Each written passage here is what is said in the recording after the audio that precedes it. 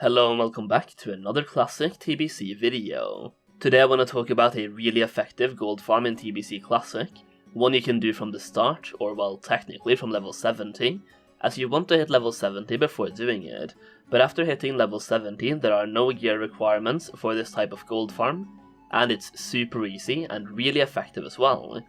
I really want to talk about this type of gold farm because of how easy it is and how effective it is, and I want to let you guys know that it exists, so you have a couple of options as to how to farm gold in TBC Classic. So what we're talking about today is dungeon stealth runs.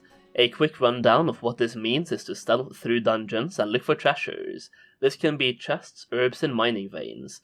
Several dungeons in the Burning Crusade are really good for this type of gold farm, as they can contain both herbs and mining veins, as well as locked chests as well.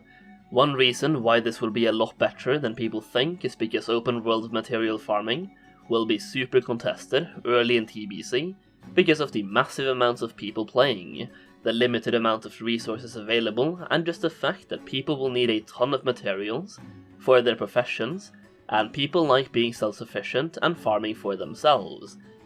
This is where dungeons come in handy, because with these stealth runs, you can basically grab herbs and mining veins uncontested, which is really valuable because you can skip all that massive competition in the open world and just have a nice relaxed time and farm at your own pace without feeling rushed, because someone might come in to grab your vein and basically you just have no competition for this type of farm. One of the reasons this will be so valuable is because there are no gear requirements for this type of farm. The only requirements are being a druid or a rogue, so you can stealth past the enemies. But aside from that, all you're doing is avoiding combat and picking up things. The only real requirement is being level 70, because the higher level you are, the less chances there is of mobs actually detecting you while you're in stealth. And in certain places it's really tight to skip the mobs, so you have to play it pixel perfect, and being level 70 definitely helps. I also want to let you guys know that I've managed to secure you guys a 50% off code on what I think is the best gold making guide for TBC Classic, which you can find a link to in the description and the pinned comment. So far, this gold making guide has 80 pages of pure gold making information. It is incredibly in-depth, and by purchasing the guide you will also get all of the updates for free, as student will keep improving and updating the guide before TBC comes out and during TBC as well. So if you want a guide that shows you everything you need to know about gold farming and gold making, go check it out, the link in the description, and use code Solheim at checkout to save 50%. Dungeons that are good for this type of farm include mana tombs, Setek halls, Shadow Labyrinth, as well as a couple other ones like the Underbog. If you're playing a druid, the best dungeon will most likely be mana tombs, because there's less mobs guarding the herbs and mining veins, and you can skip the most mobs quite safely, and shouldn't have any problems. However, for dungeons like Shadow Labyrinth and especially the Underbog and Setek halls, being a rogue definitely helps and is pretty much required. This is because some of the herbs and mining veins are guarded by patrols where you need to use sap and blind and distraction as well. Basically, rogues have such a good toolkit for this type of farming, and in dungeons where minerals are guarded by mobs you need to be a rogue.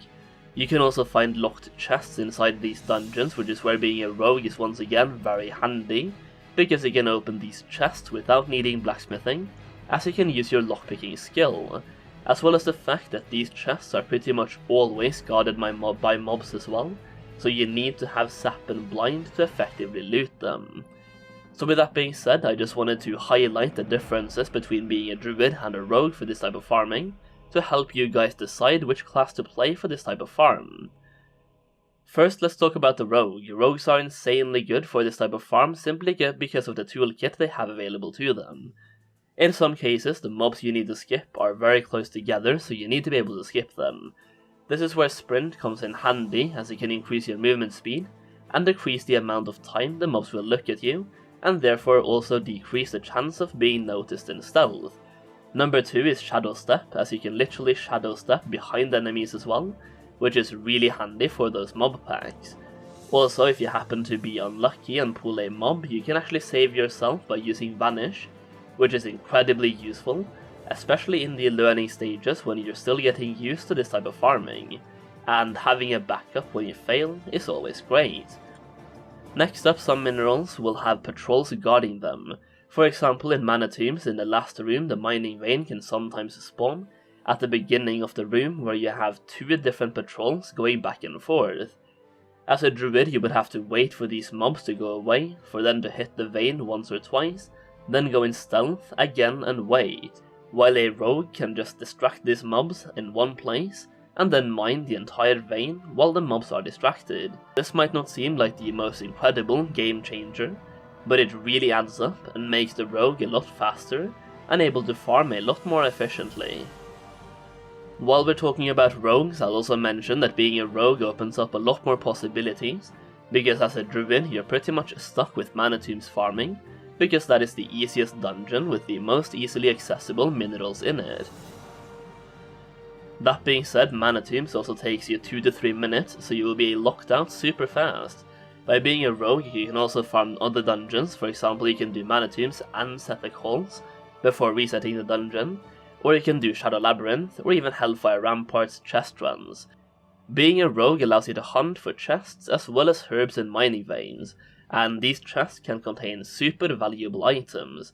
I will leave a link in the description if you're interested in stealthed chest runs specifically, but a super quick TLDR is that you can make 50 gold per 30 minutes in vendor value by only going for chest runs in Hellfire Ramparts, which doesn't contain any herbs or mining veins, so just imagine how much you can make if you farm a dungeon that contains both chests and herbs and mining veins.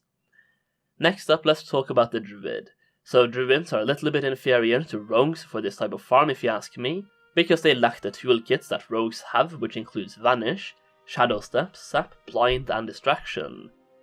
That being said, druids can still farm dungeons like mana tombs almost as efficiently as a rogue can, and one huge upside to being a druid is that you have the option of going for open world farming as well.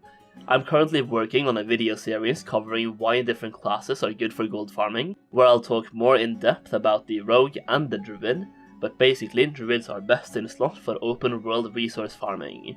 They can grab herbs in their flight form, and even when mining they outfarm other classes, because while other classes have to spend 1.5 seconds mounting up, druids can instantly use flight form and fly to the next location.